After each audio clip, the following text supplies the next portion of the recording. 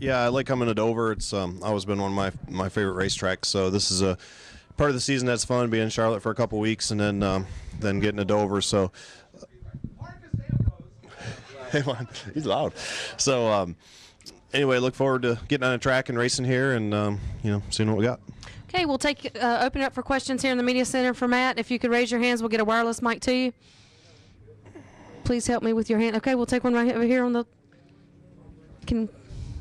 Thank you. Go ahead. Matt, Alex Scoot, ESPN. Just a quick question for you. Obviously, you and your teammates have all had success at this racetrack. You won here last spring. Is this a track? It's known as a very intimidating, very tough track. As many times as you've been around here, are there still aspects of it that you're intimidated by and have to watch out for, and what are the keys to getting around it? Yeah, I don't know about intimidated by, but certainly a lot of things you have to watch out for. It's one of those tracks that not only is challenging to race other cars and figure out how to pass them and maneuver around them, but it always challenges you every single lap, even when you're by yourself. So it's one of those tracks you can't let your guard down. You really have to focus and concentrate and pay attention to be able to get fast laps around here all the time. So it's one of the more challenging tracks, I feel like, and I think that's what makes it so fun. Okay, we'll take a question in the very back from Mike, and then we'll come back up front. Mike Hembry from Speed.com. Matt, halfway through the regular season, you're pretty much a lock for the chase unless things just collapse around you. Does that make any difference in how you race now? Do you take more chances? Do you try out different stuff? Does it make a difference to you? Help?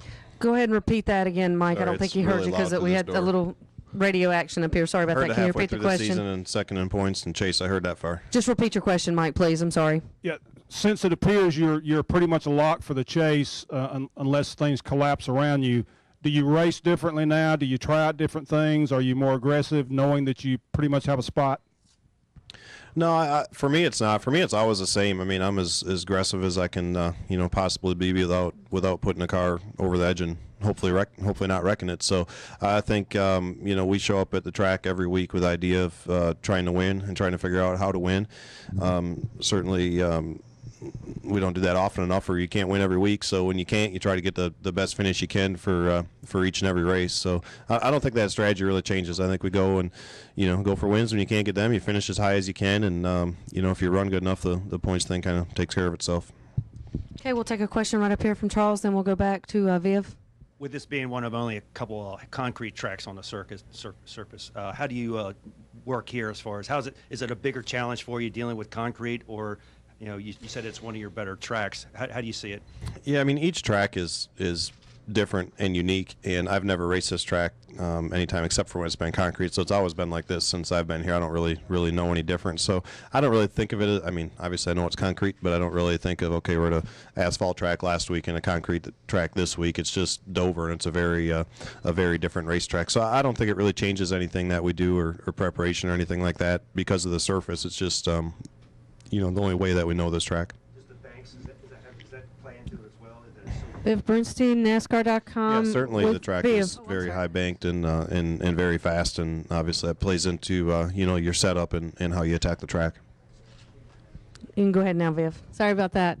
Viv Bernstein, NASCAR.com. With Hendrick winning the last 3 races, is there a concern that they're a little bit faster than everybody else? It was just Darlington. You guys were asking me if we were going to feel bad for them, and we were concerned because they haven't won in like 5 races or whatever it was. Like maybe it was a little more than that. So them guys are always, I mean, they got a really strong team over there. Obviously, they got really great drivers, crew chiefs, equipment, all that stuff. So I think that every time you go to the racetrack, you feel like you're going to have to, if you're going to have a shot to win in a race, you're going to have to beat, one or all of the Hendrick cars. That's for sure. I don't feel like that's ever changed. Okay, I think we got a question right here in the middle, Chuck, right here. Then we'll go over to Terry.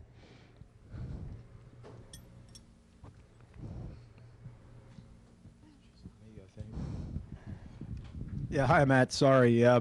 Chuck Givell of the Express Times. You're talking about this track, the nooks and crannies, the black magic and that, and your approach. How about next week? You go to Pocono. What kind of unknown is that, and how's the approach different, and what are you looking forward to there, the new paving and the 400 miles versus 500?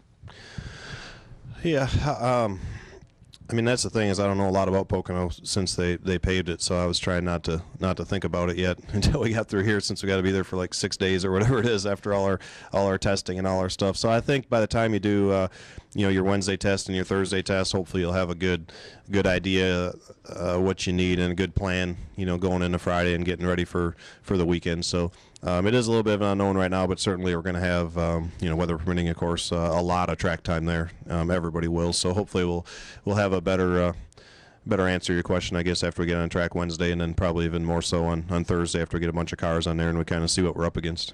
For the race strategy, will this be changed with 400 miles? Well, again, I don't really know, until we get on the track. We haven't been on that surface yet. We haven't been on that tire on that surface yet, so I don't, it's hard to predict, how much tires are going to make a difference and track position and all that kind of stuff. But I would assume being a new paved track, and I'm sure it'll have a fairly hard tire, and I think, it's going to be more track position and fuel mileage probably than it will be tires. But again, we haven't been on the track yet, so it's hard to predict that. Okay, we'll take our next question over to the right from Terry, then come back over to Mike. Terry Blount, ESPN.com. Matt, a couple of weeks ago, NASCAR raised the side panels a little to have a little less downforce. I don't know that it made a lot of difference, but would you be in favor of additional changes that made the cars more difficult to drive, and do you think that would play into your driving skills were they to do that? Yeah, I mean, right now the cars are difficult to drive. They're just a little, they're more forgiving than the older cars to catch. When you do step over the edge and you get it sideways, they just have a lot of side force that helps you catch the car. Now, I don't know if that's a good thing or a bad thing. It's a good thing because it helps you not wreck as much, but obviously I think that lends a little bit into having, less accidents and less yellows and stuff. So, I think the racing's pretty good how it is right now, but I would be in favor of having, less side force, less rear down force, not less front, but less rear down force, and making the cars, a little looser, a little less aero dependent, work a little bit more on mechanical grip, maybe a little tougher to drive. I've always liked that better when we could get our cars like that than having them just squashed into the racetrack so hard. So, I mean, I wouldn't mind trying that, but everybody's going to have a different idea on that. I always liked some of the older rules when we had smaller spoilers and, less downforce. Okay, over here to the left, we'll take our next question from Mike. Mike Muller to that. I still remember when Jack and Carl needed several passes to land at Pocono at 3 in the morning or something like that. Can you talk about your Wednesday schedule? You're driving Eldora, right? They did what? They needed 3 or 4 passes to get down at 3 a.m. into the airport there at Pocono, coming back from race. And I was asking about your shuttling between Pocono and Eldora. I assume you're driving Eldora? Yeah, I'm not doing Eldora this year, so this is actually the first year that I missed it, which I'm kind of bummed out about because I've done it every year. But the way the Pocono schedule, turned out and all that, I'm kind of glad I'll be there because I'm sure Wednesday we'll have a lot of things to talk about with Jimmy and look through for the next day. What about Carl? Do you know if Carl's going to Eldora? I don't know. Okay. I don't know. Sorry. Any other questions for Matt? Okay, we'll take one right back in the middle. Raise your hand again. There you go. Matt, Chuck Davis, Comcast Sportsnet. Hey, got a question for you. Want to know what makes you so dominant, and what are you going to need to do to win here this weekend? What makes me so what? I'm sorry. Dominant. So dominant here? Oh, gosh, I don't feel like I am, but thanks for saying that. I think we need to pick it up a little bit. But it's been a track that I've really enjoyed. It's one we've had some success on. We've had some real bad runs too, but usually it's from accidents or what have you. So it's just one that I guess we come into and have a lot of confidence, and our cars have been pretty good here, and we feel like I feel like in the past anyway I've kind of known what I wanted it to feel like, and we've been able to achieve that more times than not. But I think certainly the 48 has probably been the strongest car here over the last few years. Even last spring, we got the win, but he really dominated the race, and we kind of got him on pit road at the end of the race, getting 2 tires. So I think we still have some work to do to make it a little bit better to be dominant, but we've been, pretty respectable here.